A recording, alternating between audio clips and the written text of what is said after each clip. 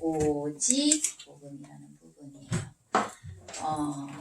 우리 렘넌트들이요, 복음에 집중하고 은혜를 받으면요, 좋은 일이 일어날 것 같죠. 근데 집이나 아니면 내가 있는 다른 곳에서 문제가 생길 때가 너무 많아요. 그런데 그 문제가 생긴 그것이 진짜 문제일까요? 그걸 절대 문제로 보면 안 된다는 거예요.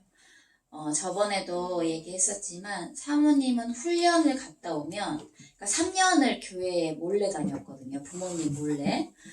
근데 이제 훈련을 갔다 오면 이제 집이 막 엉망이 되는, 엄마 아빠가 다툰다거나 아니면 아빠가 쓰러져 있다거나 그런 일들이 막 일어나는 거예요. 그때 당시에는 몰랐어요. 내가 훈련 갔다 오면 좋은 일이 있어야지. 왜 이렇게 집이 난리냐. 근데 말씀을 듣고 깨달았어요. 아, 진짜 사단이 싫어하는구나. 나 하나 살면 우리 가정과 가문이 다 살잖아요. 사단이 너무 싫어. 그래서 사모님 훈련 갔다 오면 어때? 짜증나겠지, 사단이. 그래서 사모님의 가장 가까운 사람들을 건드리는 거예요. 그래서 우리 렘넌트들 기억할 게 있어요. 집에 무슨 일이 생겼다. 엄마가 이상해요. 아빠가 이상해요. 아니면 친구가 갑자기 날 괴롭혀요. 내가 복음에 집중하고 있으면 사단은 내 주변에 가까운 사람을 통해서 역사해요. 그래서 우리 렘넌트들은 절대 쏘으면 안 돼요. 알겠죠? 너무 중요한 부분이에요. 빛을 비추니까요. 어떻게 되냐면요. 숨겨진 것도 이렇게 드러나는 거예요. 깜깜하고 어두울 때는 아무것도 안 보여서 몰라요. 그런데 우리가 빛을 비추는 순간 모든 게 다 보이죠. 이봐, 여기 먼지. 이런 거 하나까지 다 보이잖아. 빛이 있을 때는. 그런 거야. 그래서 우리가 말씀에 집중하고 빛을 비추면요. 모든 숨겨진 것들이 드러나게 되어 있어요. 그래서 내가 상식적으로 이해 못하는 것들이 있어요. 아니, 우리 엄마인데 어떻게 나한테 그럴 수 있어? 아니, 내 친구인데 어떻게 나한테 그럴 수 있어? 상식적으로 이해 안 되는 게 영적 문제예요. 저번에 우리가 서론에 봤죠. 미국의 총기 사건. 19살짜리가 이유도 없이 사람들을 죽였어요. 상식적으로 이해돼요? 어린아이가 엄마도 죽이고 아버지도 죽이고 일가족을 죽인 사건이 있었어요. 그게 상식적으로 이해가 되는 일이에요? 절대 이해되지 않아요. 영적인 문제는 진짜 우리 머리로는 이해할 수 없는 거예요. 그러니까 영적인 문제예요. 그런데 영적 문제는 복음으로만 치유가 가능해요. 그래서 우리가 이러한 문제가 드러났을 때 우리는 어떻게 해야 될까요? 그 사람을 정죄하는 게 아니에요. 너 왜 그렇게 했어? 네가 잘못했잖아. 너 나가. 교회는 그런 것이 아니에요. 진짜 복음을 심어야 되는 거예요. 기회예요, 기회. 오직 복음을 심어야 하는 기회인 거예요.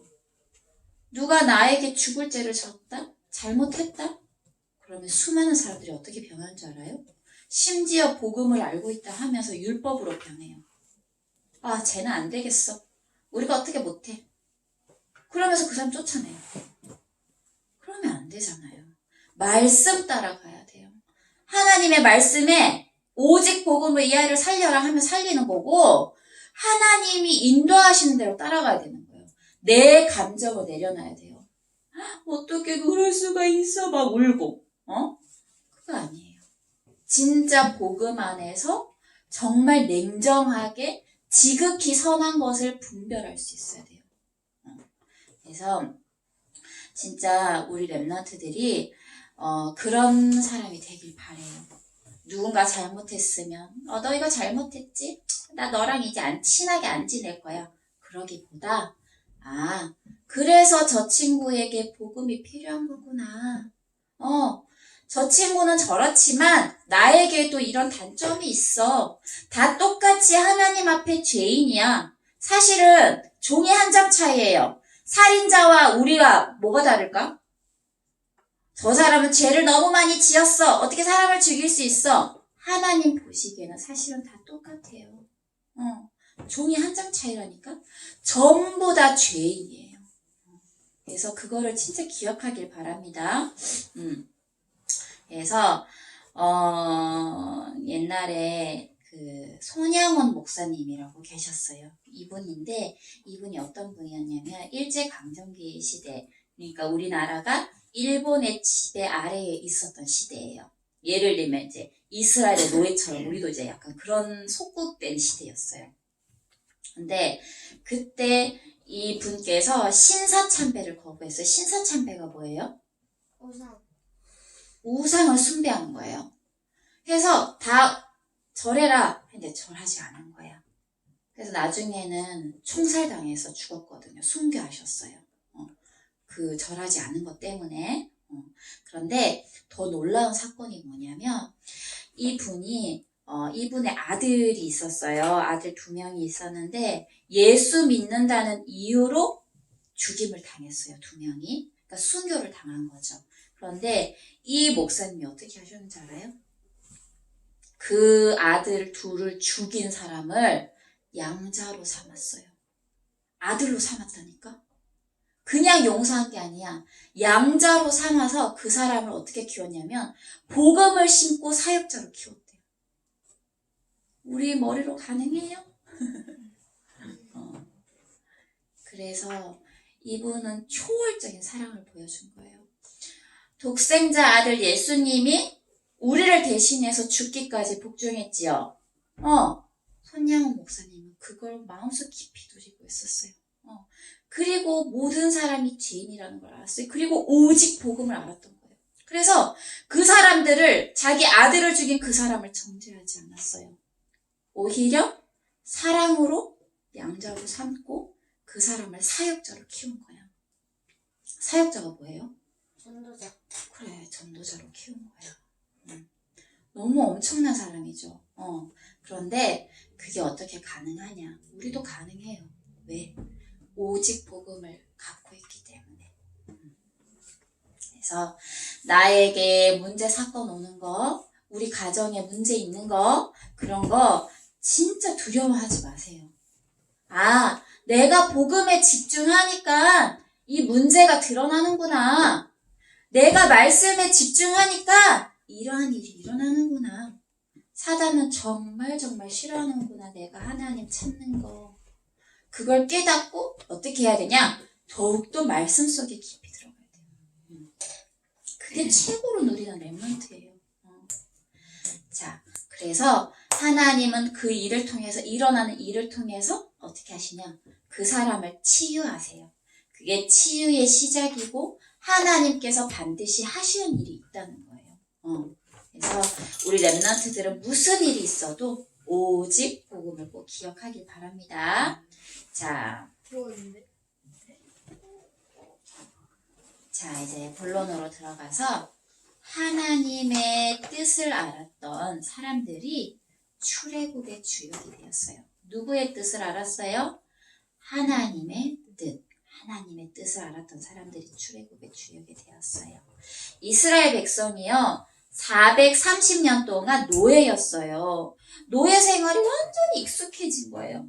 난 여기가 좋아. 그냥 고기도 먹고 하면서 뭐 일하면 되지. 그냥 거기에 그냥 익숙해져 있는 거야. 그런데 그걸 바꾸는 갱신을 하는 거예요. 이스라엘 백성이 자기가 어떤 존재인지 다 잊어버렸어요. 감각조차 없어요. 그래서 하나님께서 자기들을 언약으로 축복하신 것도 모르고요. 자기들이 왜 그렇게 후대가 막 이렇게 많아지고 번성했는지도 몰랐어. 그래서 하나님이 그곳에서 누구를 끄집어냈어요? 이스라엘 백성을 끄집어냈어요. 그게 바로 출애굽이에요. 완전한 하나님의 구원을 의미해요. 하나님은 모든 사람들이 그리스도를 통해서 구원받기 원하세요. 그리고 광야를 가게 하세요. 사실 가나안 가는 길은요, 이렇게 직진으로 가면요, 일주일 만에 갈 수 있는 거리예요. 너무 가깝죠? 근데 광야 몇 년이에요? 40년. 일주일 만에 가는 거리를 이스라엘 백성은 40년 동안. 왜? 하나님 심심해서? 하나님은 40년이 걸리게 하신 이유가 뭐냐면 이스라엘 백성이 가진 노예 체질, 430년 동안 각인되고 뿌리되고 체질되었던 그 노예 체질을 치유하길 원하셨어요.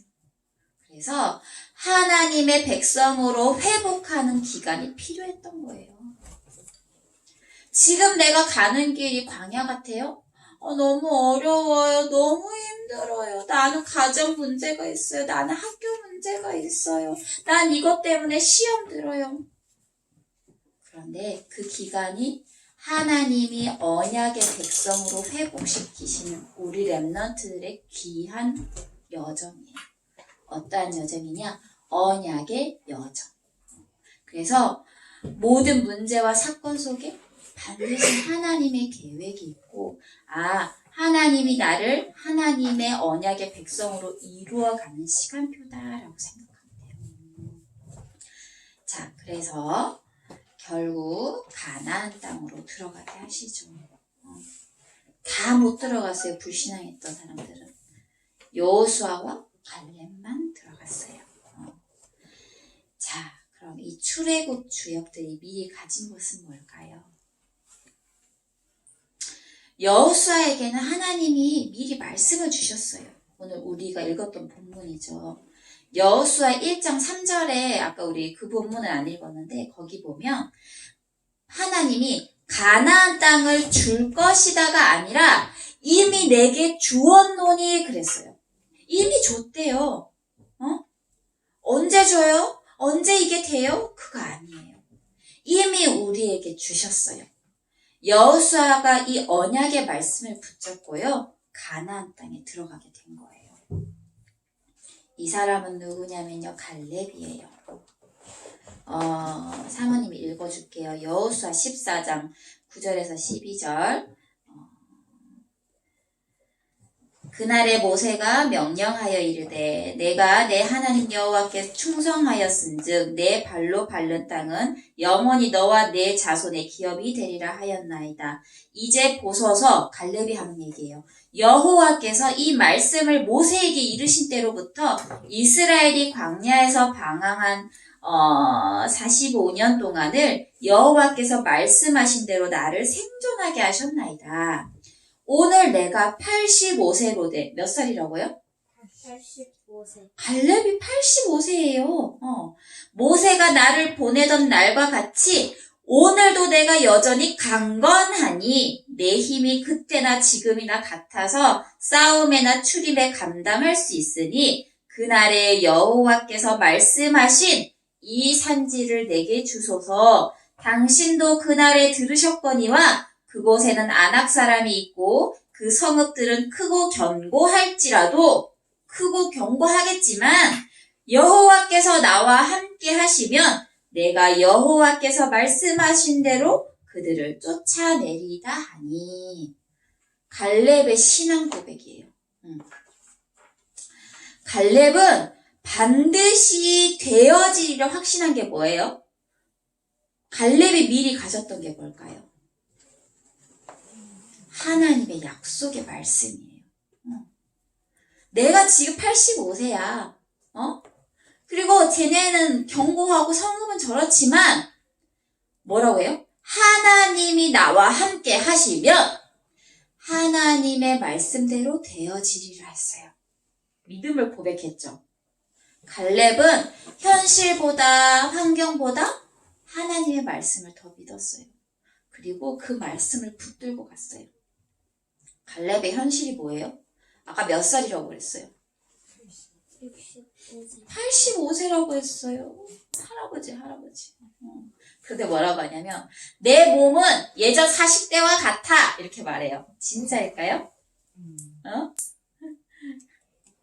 갈렙은 상관이 없었어요. 85세든 95세든 나이가 어떻든 상관없었어요. 왜? 하나님이 말씀하셨기 때문에 된다는 거예요. 그걸 그냥 붙잡았어요. 우리 랩런트들이 이런 믿음 가지길 바래요. 그래서 내 환경, 내 수준, 내 현실이 아닌 오직 복음을 붙들길 바래요. 자, 그 다음에 누가 나오냐? 라합이 나와요. 여호수아 2장에 라합이 나오는데요. 라합은 기생이에요. 기생은요, 술자리나 잔치에서 노래나 춤으로 이렇게 흥을 돋우는 사람, 그런 직업을 가진 사람을 말해요. 사람들 시선에 그다음에 좋은 직업은 아니었어요. 그런데 이런 라합이 어떻게 하냐면요, 언약을 붙잡고요, 믿음으로 정탐꾼을 숨겨줘요. 막 이 정탐꾼들을 막 잡으러 막 왔어요. 왕의 신하들이, 왕의 군대들이. 그랬더니 지금 봤냐고 그랬더니 이제 숨겨줘 놓고 막 거짓말을 해요. 방금 이렇게 지나갔는데 니네가 빨리 쫓아가면 잡을 수 있을 거야. 빨리 가봐. 이렇게 다른 데도 숨겨놓고. 선한 거짓말은 해도 돼요. 알겠죠? 율법으로 따지면 뭐예요? 뭐야, 거짓말하면 돼, 안 돼? 안 돼요. 그런데 복음을 위한 거짓말이었죠. 그래서 숨겨주었어. 그리고 나서 이 정탐꾼 앞에서 그 라합이 뭐라고 고백하냐면, 내가 소문을 듣고 이스라엘의 하나님이 하늘에서도 땅에서도 하나님이신 줄 내가 아나이다. 이렇게 고백을 해요. 이게 라합의 진짜 수준인 거예요. 직업 그런 거 상관없어요. 봐요.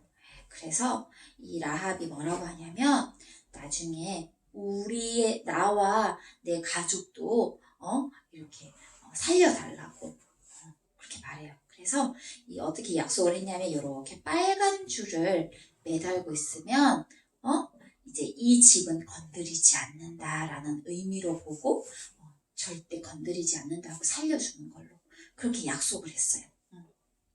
그래서 하나님이 보시기에 이 라합의 신앙 고백이 라합의 생명과 그의 가족들을 살릴 만큼 또 하나님께서 축복할 만큼 충분했던 거예요.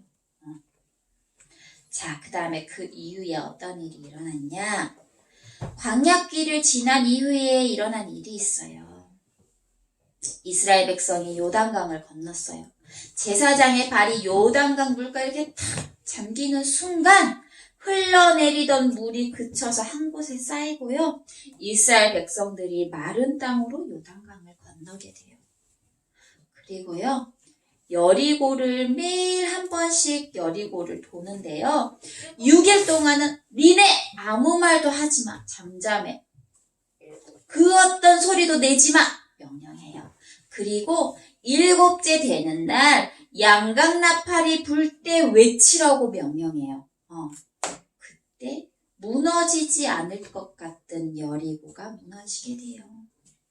이렇게 이스라엘 백성이 여리고성을 무너뜨리게 돼요. 그리고 어떤 일이 있었냐? 전무후무한 응답이 있었어요.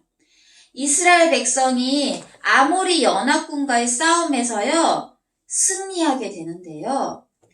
해가 지면 거의 다 승리했는데 해가 지면 안 되는 거예요. 왜냐하면 그 지형을 잘 모르고 지형을 살펴야 되는데 해가 지면 안 되는 거야. 그래서 기도했어요. 여호수아가. 해야 멈추어라. 달아 너도 그리할지어다. 해와 달이 멈춘 거예요. 전무후무한 응답이에요. 전무후무한이란 뜻은 이전에도 없었고 이후에도 없다는 그러한 응답을 얘기하는 거예요. 그래서 10장 12절에서 14절까지 사모님이 읽어줄게요. 여호수아 10장에 보면 태양아 너는 기브온 위에 머무르라. 달아 너도 아얄론 골짜기에서 그리할지어다. 태양이 머물고 달이 멈추기를 백성이 그 대적에게 원수를 갚기까지 하였느니라. 야사렛에게 태양이 중천에 머물러서 거의 종일토록 속히 내려가지 아니하였다고 기록되지 아니하였느냐. 여호와께서 사람의 목소리를 들으신 이 같은 날은 전에도 없었고 후에도 없었나니 이는 여호와께서 이스라엘을 위하여 싸우셨음이니라. 우리 랩런트들이 이런 전무후무한 응답을 받을 줄 믿습니다. 그리고 기억해야 할 것이 여호와께서 이스라엘을 위하여 싸우셨듯이 우리를 위하여 하나님이 싸우심을 믿고 진짜 영적 싸움하는 랩런트 되길 바래요. 자, 결론으로 뭐냐?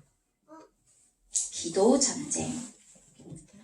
우리의 삶은 기도 전쟁이에요. 영적 전쟁이죠. 우상 숭배하는 사람도요, 다른 종교들도 다 뭐 해요? 기도해요, 이봐요. 일본에 가면요, 사람들이 그 줄 서서 기도하는 것도 사진에 올리려고 했는데 안 했어요. 줄 서서 막 기도하려고 막 줄 서 있어요. 뭐 하려고? 기도하려고. 고쳐야 돼. 신사 참배하려고. 줄 서서 있어요. 세상 사람들도 이렇게 다른 종교들도 기도한다니까요. 세상 모든 사람들이 자기 나름대로 기도하고 있어요. 그런데 우리는 그 세상의 기도에 지지 말아야 돼요. 우리를 대신해서 싸우시는 여호와 하나님이 계시니까요. 우리는 절대 지지 않아요, 사실은. 그런데 우리의 삶이 어때요? 늘 진 것 같은 그런 삶을 사는 거예요. 늘 힘이 없고 늘 사단한테 속임 당하고. 그래서 진짜 기도의 전쟁에서 승리하길 바래요. 어제 이제 예빈이가 뭔가를 찾는데 사모님이 막 일하고 있는데 막 뭘 자꾸 물어보네. 엄마 이거 내 거 봤어요? 엄마 이 노트 내 거 봤어요? 한 5번을 물어본대요. 엄마 몰라, 잘 몰라. 그때는 사모님 기도가 생각이 안 났어요. 그랬는데 갑자기 막 이렇게 찾아오더니 뭘 갖고 오더니 엄마 기도하니까 바로 찾아지네? 이러는 거예요. 그러면서 그 위에는 막 뭔가를 이렇게 막 찾을 때 혼자 손을 이렇게 중얼중얼거려요. 하나님 찾게 해주세요. 도대체 어디 갔나요? 이러면서. 그게 아주 좋은 체질이에요. 그래서 우리 랩런트들이, 선생님들이 24시 진짜 하나님 앞에 질문하고 기도할 수 있길 바래요. 환경, 사랑, 문제를 만나도요.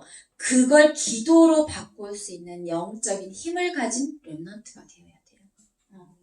그러기 위해서는 어떻게 해야 되냐. 매일 예배 속에 있어야 돼요. 매일 말씀, 기도, 전도 속에 있어야 돼요. 성령께서 역사하시는 시간이 언제냐면요. 최고로 역사하시는 시간이 예배 시간이에요. 또 그 예배 시간을 준비하는 그때 성령께서 역사하세요. 모든 것 가운데 우선순위가 진짜 예배가 되길 바래요. 하나님은 이스라엘 백성에게 성전 중심의 삶을 살게 하셨어요. 그게 뭐냐면 예배 중심의 삶인 거예요. 교회 중심의 삶. 그래서 우리 랩런트들이 가정에서 홀로 예배 드릴 때, 교회에서 하나님 앞에 예배 드릴 때, 우리 랩런트들이 속한 가정에, 그리고 우리 랩런트들이 속한 학교 현장, 학원 현장에 흑암이 무너져요. 성령께서 역사하시는 거예요. 그래서 매일 예배가 근데 되어지지 않으면요. 내 각인, 잘못된 각인, 뿌리, 체질들을 바꾸기는 참 어려워요. 왜냐하면 우리는 세상적인 것을 맨날 이렇게 눈으로 보고 살잖아요. 그죠? 그러니까 늘 눈으로 보고 나니까 그게 자꾸 머릿속에 각인되는 거예요. 그래서 나의 체질과 나의 이 각인 뿌리 체질된 그런 세상적인 것들을 복음으로 바꾸는 시간이 필요하다. 그게 뭐냐? 개인 예배 시간. 그래서 이 예배를 통해서 우리 랩런트들이 영적인 눈을 여는 그런 시간을 가져야 된다는 거예요. 유대인들은요, 예배 하나만 지켰는데요, 하나님께서 뭘 주셨는지 알아요? 세상을 정복할 지혜를 주셨다니까요. 유대인들은요, 헌금만 강조했는데요, 하나님이 뭘 주셨는지 알아요? 세계를 장악하는 경제를 주셨어요. 우리 랩런트들은 진짜 예배 드리고, 헌금 드리고, 진짜 복음 중심의 삶을 살면 하나님이 우리 랩런트들의 인생을 완전히 완벽히 책임지세요. 그거 확실해요. 그래서 진짜 이 부분을 꼭 기억하고, 예배 속에 모든 것이 다 있구나. 예배가 전부구나. 이걸 진짜 깨닫기 바래요. 그래서 이 축복을 누리면서 예배를 통해서 매일 말씀, 기도, 전도 속으로 들어가는 우리 랩런트들 되길 기도합니다. 아멘. 자, 우리 다음에 성경 암송. 이제 9번째예요. 마귀에 대한 부분이에요. 처음부터 마귀는 살인한 자요. 진리가 없어요. 그래서 거짓을 말할 때마다 제 것으로 말한대. 그 사람이 어떤 사람이에요? 사기꾼. 사기꾼들이 거짓을 말할 때마다 자기 거인 것처럼 얘기하잖아요. 이는 그가 거짓말쟁이요 거짓의 아비가 되었음이니라. 우리 요한복음 8장 44절 우리 같이 한번 읽어보도록 할게요. 요한복음 시작. 요한복음 8장 44절 말씀. 너희는 너희 아비 마귀에게서 났으니 너희 아비의 욕심대로 너희도 행하고자 하느니라. 그는 처음부터 살인한 자요 진리가 그 속에 없으므로 진리에 서지 못하고 거짓을 말할 때마다 제 것으로 말하나니 이는 그가 거짓말쟁이요 거짓의 아비가 되었음이니라. 아멘. 한 주 동안 말씀 묵상하면서 우리 랩런트들 암송하길 바래요. 자, 우리 포럼 하나님이 나에게 주신 말씀과 기도에 대해서 선생님하고 얘기하고요. 출애굽의 주역들이 미리 가진 것은 무엇일까요? 생각해보고 나는 그럼 어떤 실천을 해야 될까? 이미 뭐 결론에 좀 나왔는데 좀 구체적으로 잡고 또 복음을 전하고 싶은 친구를 위해서 함께 기도해요. 자, 그 다음에 우리 영상 하나 볼게요. 되게 짧은 거니까. 진짜 짧아요? 네, 짧아요. 뭐지?